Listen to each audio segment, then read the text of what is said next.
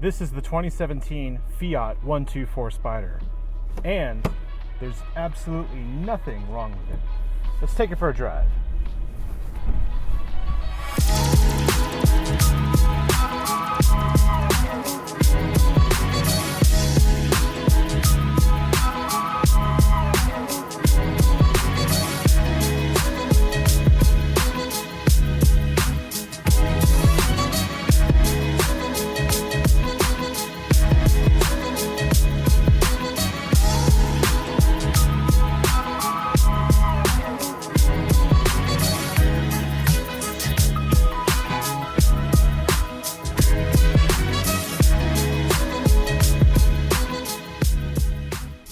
Now, sure, the Fiat is based on the Miata, and a lot of people have complained that the Fiat is a much softer roadster, but I think this is actually the perfect roadster.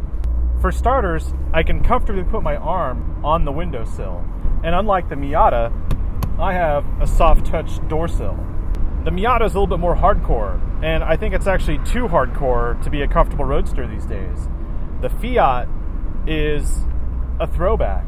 This is the only press vehicle I've driven this year where people have actually hung out and talked to me about this car. And that says something to me about the way this car makes people feel.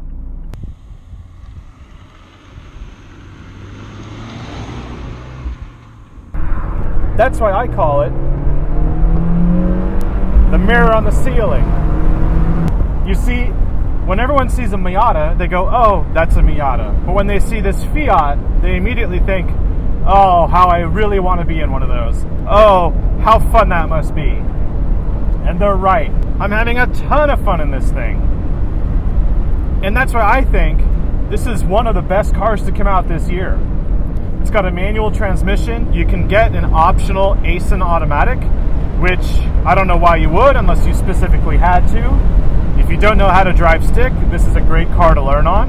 And the softer suspension in this Fiat makes it such a comfortable cruiser. And you don't have to go fast to enjoy this thing. But if you wanted to, you can start dropping some gears and putting this 1.4 liter turbo into the work that it's supposed to be doing, and you pick up speed just fine. The brakes are really good at scrubbing off the speed as well. Now, of course, this is supposed to be an Italian car, but it is made in Japan. That's not a bad thing, right? It's made alongside the Miata, which is a Mazda. And, well, what that means to me is you have two choices, a Miata or a Fiat. And I'd choose the Fiat first. Why? Well, because of how it makes people feel, and because of how it looks.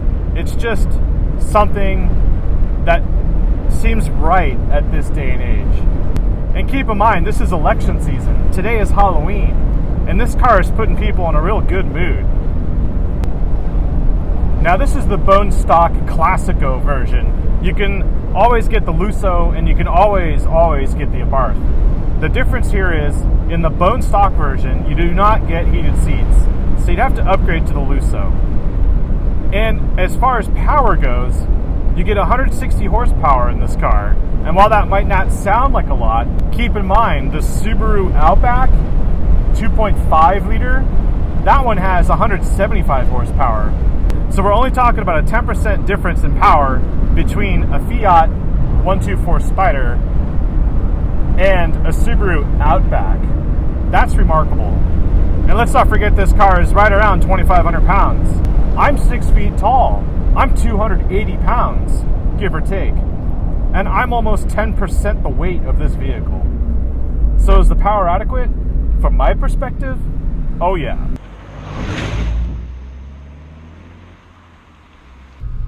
It's pretty good off the line too.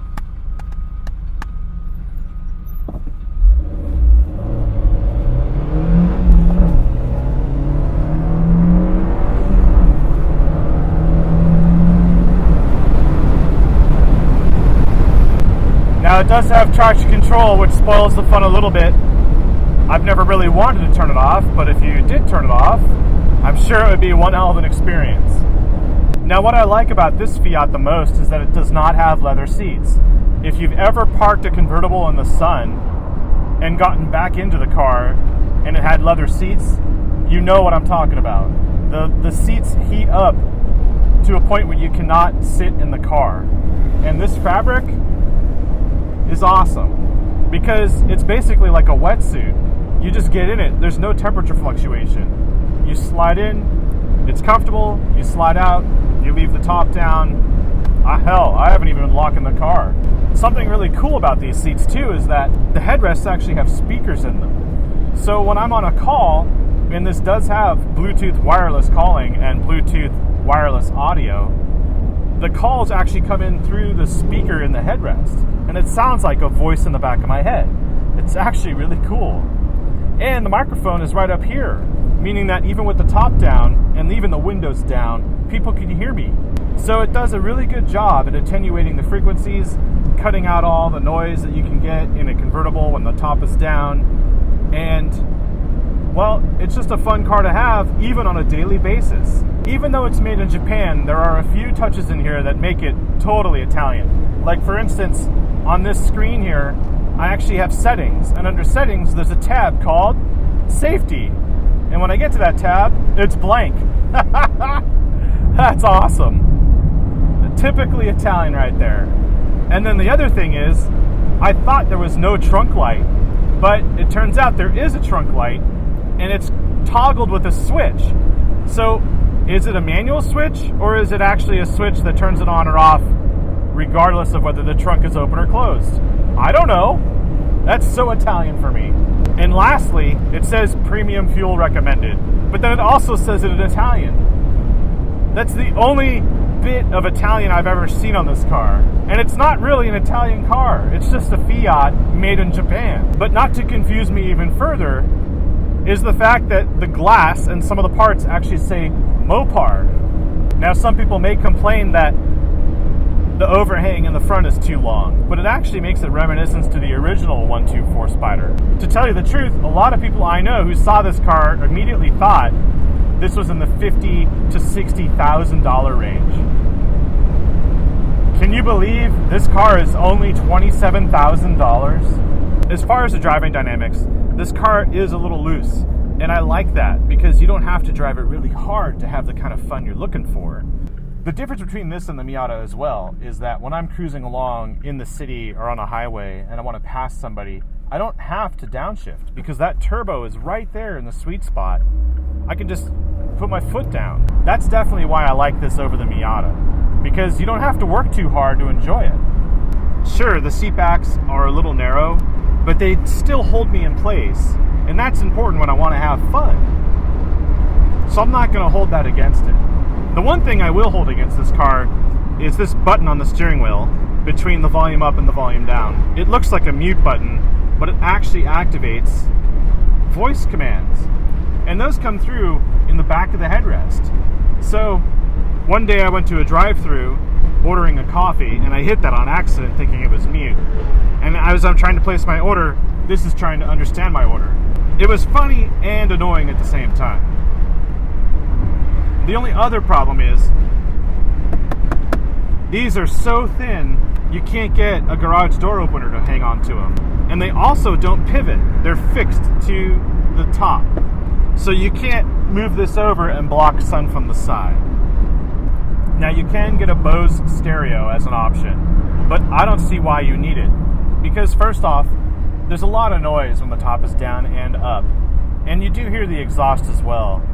I don't think I would worry about it.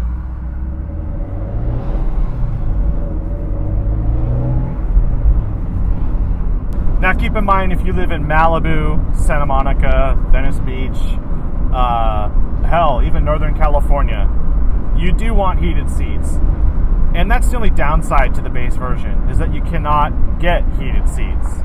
The base model also does not have navigation. It still has a nav button, and it tells you were too cheap to get nav. And apparently this is an app you can get that will make this car be more compatible with navigation. I've had this car for 5 days, and in those 5 days, I've put on about 450 miles. And I've driven mainly 50-50 city highway miles. I'm averaging 28.8 mpgs, and that's without being very light-footed on this car. I have definitely given this thing a run for its money. So for a couple of grand more, you get an upgraded model. You can always opt for cloth or leather. You can go as far as you want on the options list, but the base one, especially if you're not going to drive it year-round, it's something to put in your garage and take out to brighten up your day. And I like opening this car up on the twisty roads. It isn't a full-on grip-tastic vehicle. You can get into a tricky situation if you enter turns too quickly, but you also are rewarded for turning a little too late.